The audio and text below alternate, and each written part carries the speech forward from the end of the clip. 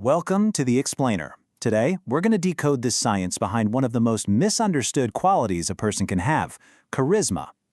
Let's be real for a second. We've all been there, right? You walk into a room and some people they effortlessly command attention. They just light up the space by being there, while the rest of us kinda blend into the background. But what if I told you that magnetic quality wasn't magic, but a skill you could actually learn? You know, the biggest myth out there is that charisma is this innate, mysterious thing that you either have or you don't.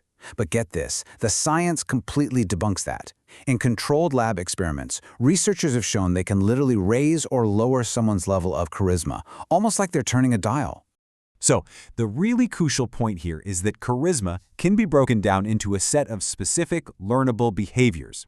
These are practical, real-world tools that anyone, and I mean anyone, can practice and master to become more influential, more persuasive, and just plain more inspiring. So, according to all this research, charismatic behavior really stands on three core pillars: presence, power, and warmth. Mastering the mental states behind these three, well, that's the key to unlocking your own authentic charisma. All right, so let's start from the ground up. The absolute foundation of all of this, the first and most critical component, is presence. Presence is all about being fully in the moment. I mean, think about it. We live in a world that's constantly screaming for our attention.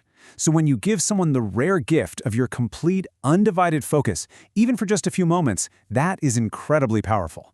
It makes them feel respected, valued, and truly seen. And this really gets to the heart of why that feeling is so potent. Believe it or not, our brains can read facial expressions in as little as 17 milliseconds. That's unbelievably fast.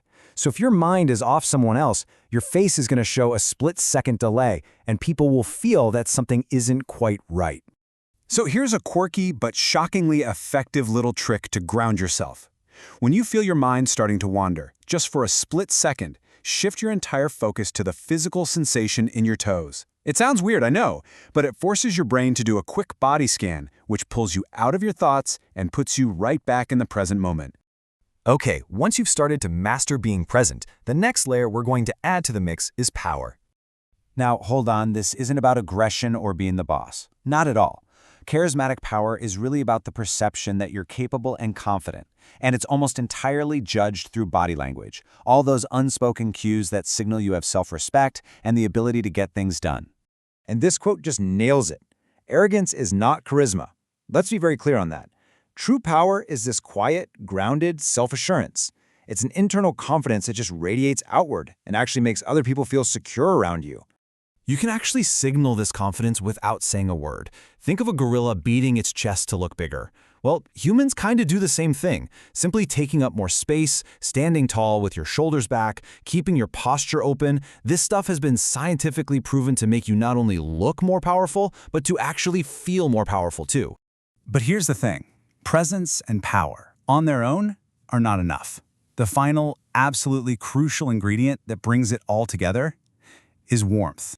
Warmth is what makes you approachable, what makes you trustworthy. It's that quality that tells people, hey, I have your best interests at heart. It communicates care and lets them know that any power you have, you're going to use it in their favor. But here is the catch. Our brains are basically hardwired to detect when someone's being insincere. You can't just fake warmth with a smile, it's all conveyed through these tiny micro-expressions you can't even consciously control. So the only trick to projecting warmth is that there is no trick. You have to genuinely cultivate it from within. So how do you actually do that? Well, you can practice gratitude for what you have. That creates a really positive internal state. You can consciously and silently wish other people well. And you can start with self-compassion, because it's a heck of a lot easier to extend that feeling to others when you can give it to yourself first. So how do these three components, presence, power, and warmth, come together? Look, the goal is not to become someone you're not. It's about learning to skillfully express the best of who you already are.